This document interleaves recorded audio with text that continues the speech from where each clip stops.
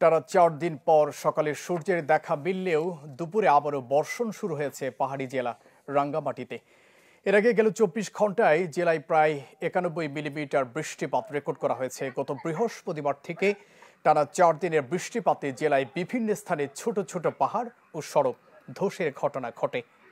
বেশ কিছু জায়গায় সাময়িকভাবে যান চলাচল বন্ধ হলেও কাউখালী ও জোড়াছড়িতে দুটি সড়ক ধসে সম্পূর্ণভাবে বন্ধ গাড়ি চলাচল। ভারী বৃষ্টিতে কাপ্তাই হ্রদে পাহাড়ি ঢলে জোড়াছড়ি, বাঘাইছড়ি, বরগুনা ও বিলাইছড়ির কিছু এলাকা প্লাবিত হয়েছে। দুর্যোগ মোকাবেলায় জেলায় ২৪৬টি আশ্রয় কেন্দ্র খোলা হয়েছে। খাদ্যশস্য বরাদ্দ দেওয়া হয়েছে ৫৪০ টন। গাড়ি ভাড়া নাই, কষ্ট করতেছি, দুঃখ কষ্ট মধ্যে আছি আর কি। করা কিছু আছে, গাড়ি ভাড়া লেগে জানা লাগে ২০ টাকা ১০০ টাকা দাম করতেছে। কষ্টের মধ্যে আছি, আমরা তো গরিব মানুষ, দরিদ্র অবস্থা। আমাদের একটা রুগী নিয়ে যেতে পারি না, আমরা যদি সিএনজি না চালাই গ্যাস আনতে পারি না, গ্যাস আনতে হয় রানীহাট থেকে, তারপর অল্প গ্যাস আনি শেষ হয়ে যায়। এখন তো মনে গ্যাস আনতে হলে গাড়ি বইলা আজকে মনে করেন এই ২ টিপ মারছি আর মারতে পারি না, গ্যাস শেষ। এখন যদি রাস্তা মেরামত না হয় আমাদের আর কোনো গাড়ি বইটা থাকবে।